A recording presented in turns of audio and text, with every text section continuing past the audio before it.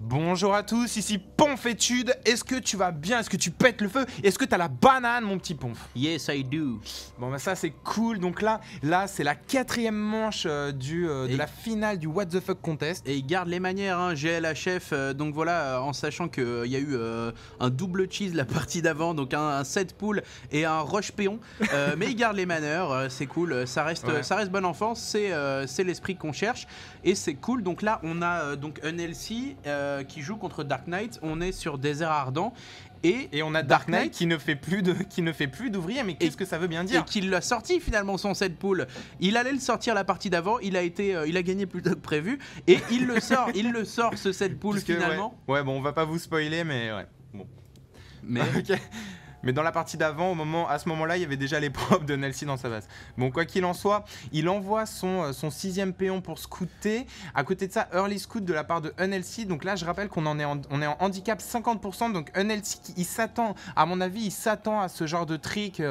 Donc voilà, ce genre de petite astuce comme ça en handicap 50%. Il envoie un early scout et là, il va avoir la bonne surprise. Là, donc voilà, Dark Knight qui a fait un péon et qui stagne. Donc là, il est à 7 sur 10. Il va pouvoir sortir et il voit le bassin génétique qui vient de se finir. Et là, c'est la panique. Et UNLC qui va donc faire tout pour bloquer son wall. Et très belle anticipation. Dark Knight qui empêche UNLC de finir ce wall et qui va donc gagner des précieuses secondes. Voilà, il va poser son bâtiment, c'est sur UNLC, mais il aura beaucoup moins de vie. En tout cas, il sera pas fini autant qu'il aurait pu l'être si quelqu'un déchiffre. Ouais, cool. Donc c'est une forge. Donc là, la question, c'est voilà, il choisit de faire un pylône. Les Zerglings de Dark Knight qui sont en chemin. Donc ça va être tendu. Il est loin, il est quand même très loin là, UNLC, d'avoir une unité. Et je vous rappelle que les bâtiments ont 50% de vie, donc il va falloir faire un Zealot très vite. Et même un Zealot, s'il le met dehors, il va se faire fumer par les Zerglings, puisqu'il y a 4 sources de DPS alors que le Zealot n'en garde qu'une. Et s'il le met derrière, il va perdre ses bâtiments. Et là, tu peux voir que les Zerglings ont 17 points de vie. L'attaque du Zealot, c'est 16 points de dégâts. Donc pas de bol pour le Zealot. Il faut 2 coups pour tuer un Zergling. C'est probablement ce qui va faire la différence. Le Zealot qui sort, il a bugué. Circle du Zealot qui n'a pas tapé. Le Zealot qui n'a pas tapé, c'est horrible. Et la forge qui est tombée en 2-2. Et c'est UNLC qui panique. Donc voilà, là je pense qu'il regrette son rush au début, parce que là il vient de se faire prendre à son propre jeu. C'est une balle de 7, c'est une balle de partout, et on a les propres de Leslie qui tombent comme des muches.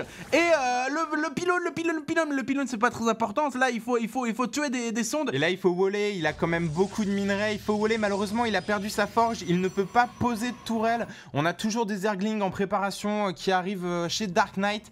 Donc voilà, ça va être difficile. Il s'est affranchi du Zergling qui était dans sa base. Et là le problème, ça va être que le Zealot est à l'intérieur. Il va reperdre sa forge. Il faudrait qu'il sorte ouais, mais là il est loin du Stalker, le Zealot qui est inutile et qui va donc attendre patiemment que la forge tombe. Ou alors il faut qu'il sorte un Zealot de l'autre côté. Il faut qu'il le sorte de l'autre côté, Zealot. Le deuxième Zealot, il faut qu'il sorte de l'autre côté. Il a amené un propre pour poser une tour. Le Zealot qui sort de l'autre côté, mais qui va se rencontrer à 6 Zerglings et qui va voilà, jolie micro-gestion de la part de Leslie. Il faut que cette tour elle se finisse. Là la chance et laisser le deuxième Zealot qui tombe. Il faut que cette tour de Nelcy se finisse. On rappelle qu'elle one-shot les Zerglings. Et attention, la forge qui tombe. On a 7 Zerglings qui sont sur un Zealot. Et là on a peut-être l'erreur de Nelcy d'avoir laissé ce Zealot tout seul, de ne pas avoir ramené, tu vois, quand il a vu qu'il allait perdre sa forge, 3-4 drones prombe. La tour qui tombe, un pylône en préparation, il ne peut plus faire de photons puisqu'il n'a plus de forge. C'est absolument horrible. Et là, mais il est quand même sérieusement en train d'handicaper l'économie de son adversaire.